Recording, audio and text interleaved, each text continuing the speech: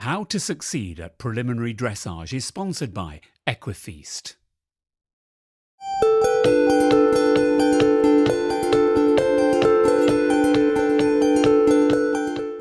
Hello and welcome to Horse and Country's How to Succeed at Prelim series. I'm Jenny Rudel and today we're going to be looking at how to prepare you and your horse to compete at prelim dressage.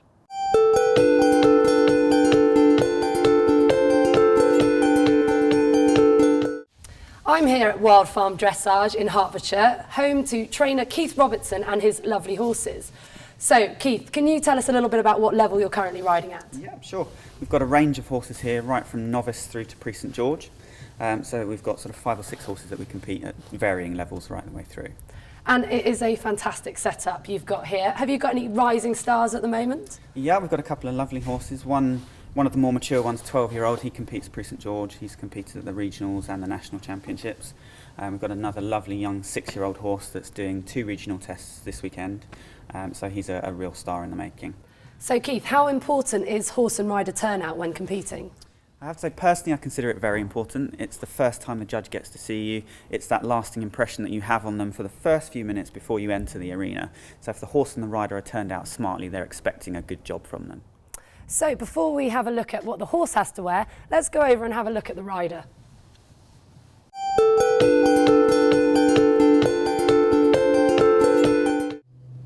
So Keith, who have we got riding for us today?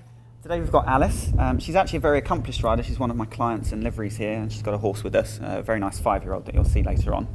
So she's here to ride for us today.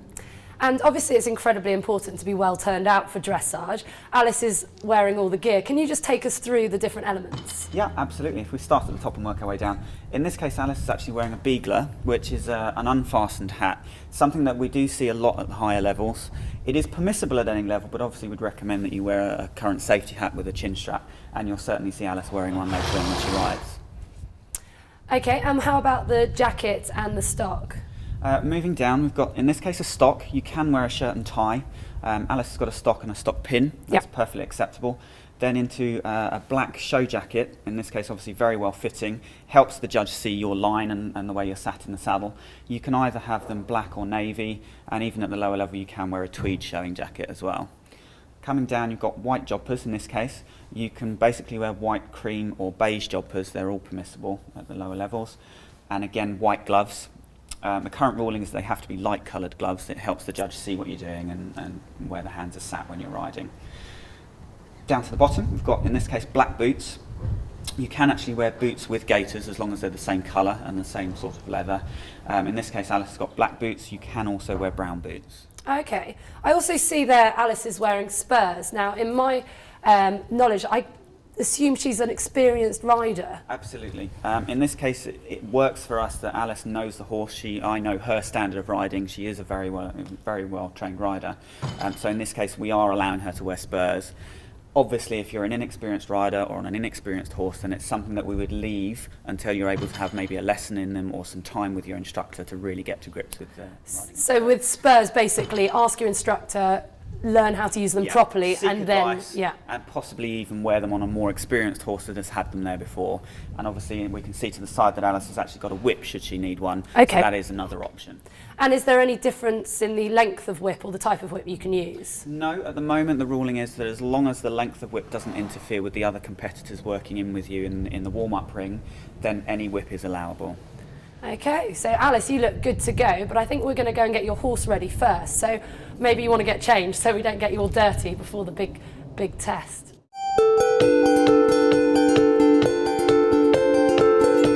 So Keith, we're now here with this absolutely beautiful pony. I don't suppose you can tell us a little bit about her and how we're going to get her ready? Yeah, absolutely. This is Alice's horse. She's a 5-year-old horse called a Moray. She's relatively newly backed, but she has been out and done a couple of shows. So she's seen a little bit, but she's still getting to see the sights and sounds of the show environment and everything else. Oh, she's absolutely gorgeous. So getting her ready, I can see she's already got bandages on. Is she allowed to wear these in the test? No, these would have to come off at the end of the warm-up or at any point thereafter. She's got to then go in without anything on her legs so the judge can see exactly what the horse's legs are doing. Brilliant. And I don't suppose you could show us how to put one on? Sure. Fantastic. Somebody's kindly done the other 3, so I'll do the final one. The most important thing obviously is letting the horse know that you're there. I'm lucky enough that Alice is holding her, and what we've done is just carefully tied her tail up out of the way so it doesn't go into the back bandage and scare her while we're doing it. We're choosing to bandage today, but you can boot up at the same, instead of. It's much quicker, and certainly if you haven't got too much help at the show, it's easier to get the boots off rather than the bandages. So in this case, we're putting a bandage wrap on underneath, just to give a little bit of protection to the leg underneath the bandage. Always start going around the outside towards the back of the horse. And the big secret with bandaging is knowing the length of your bandage, so you know that you can finish, hopefully, right at the top, giving an even cover all the way around.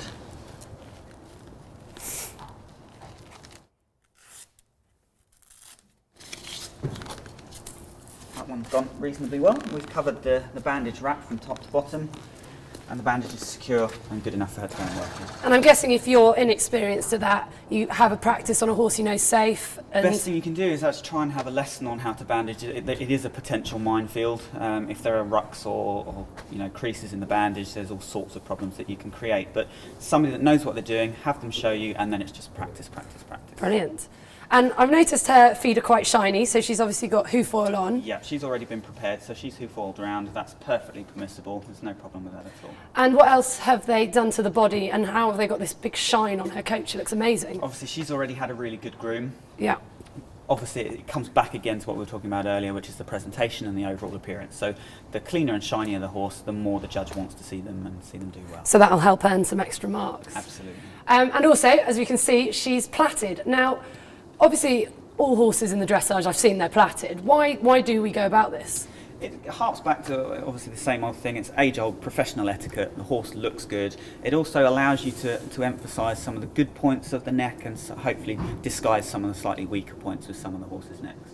I think Alice was going to give us a demonstration on just finishing off these plats. Can you just talk us through, for anyone who hasn't done it before, how she's just going to do these last 3 plats? Yeah, sure. And you can see obviously we've already done the majority of them for a Mooray's neck now. It is a time-consuming process and something you need to practice an awful lot of. In this case we're using plaiting bands. It is obviously okay to sew them in. Plaiting bands tend to be a little quicker, but it tends to be something you get used to, so you'll either have a preference of plaiting bands or sewing once you've had time to practice. So that was just Alice folding up one of the plaits that was pre-prepared.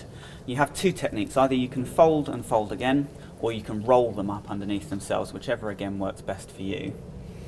Here you're starting to see her working from the beginning, which is starting at the base of the root of the mane, working her way down with the 3 sections that she's divided, plaiting them as she goes, until she gets as close to the end of the mane as she can, and then she'll band up ready to fold.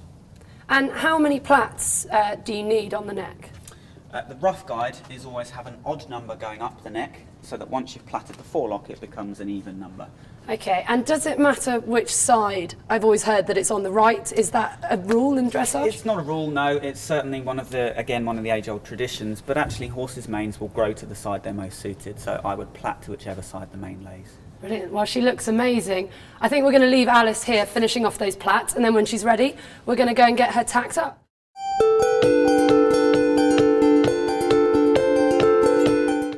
So, Keith, we've met horse and rider. Now let's have a look at the tack, because I hear there's lots of different rules and regulations when it comes to riding dressage. Yeah, absolutely.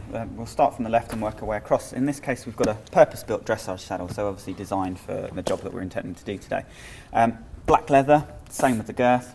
You can find saddles obviously in numerous colours, and they are all permissible, brown and black being the most common. This one is obviously fitted specifically to our horse, and this is the one we'll be using later on. And can you use any other type of saddle? Does it have to be a dressage saddle? No, certainly you can compete in most saddles. Obviously the most common would be a general purpose for somebody starting out before you start to specialise or start to save up your money towards a newer saddle. Okay, and I've also noticed on this saddle a slightly different type of stirrup, which not many people will have seen before. I don't suppose you can just tell us the difference between this and a normal stirrup leather? Certainly. It's one of the more common things that you'll see on the market these days. It's designed to be a single strap of leather underneath your leg, so it makes it more comfortable for the rider, and there's a lot less bulk. So in this case, the fixing and the keeper is hidden underneath a leather roll, and it just reduces the amount of bulk underneath your leg to make it more comfortable. And I suppose when you're riding dressage, you want to be as close to the horse as possible. Completely, yeah. The less you have to move and the less between you and the horse, the better the signals. Fantastic. And you've got an array of bits out for us. Could you just take us through what's allowed and what's not allowed and why you use certain types? Sure. The easiest way to look at it is that generally snaffles will be permissible and accepted. Obviously they come with lots of different rings or fixed rings, loose rings. Obviously in this case it's a fixed ring. And obviously you also have the option of a double or single jointed bit. So most of the ones that you see here will be permissible. In this case obviously a D ring. The one next to it you've got a loose ring and indeed a roller in the middle. It's just another way of inviting the horse to become submissive to the contact. And obviously every horse is an individual, so you want to find something that works for them, and that certainly is a job to be done at home and not testing in a show. So if you had a problem horse who was slightly stronger, are you allowed any of the stronger types of bit in the dressage?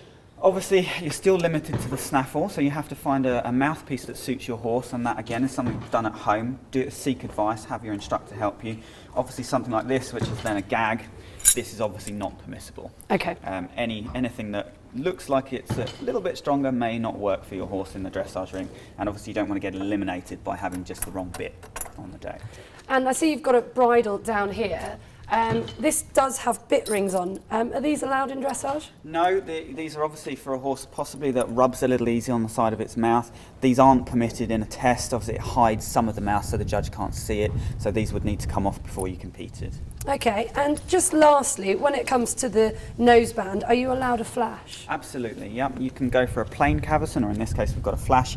You can also use a drop noseband. All of those are permissible at prelim and above. Brilliant. So I think we are ready to go. We've seen the horse, we've seen the rider, and we've seen what tack we can wear. So join us next time when we'll be working through what's included in a prelim test.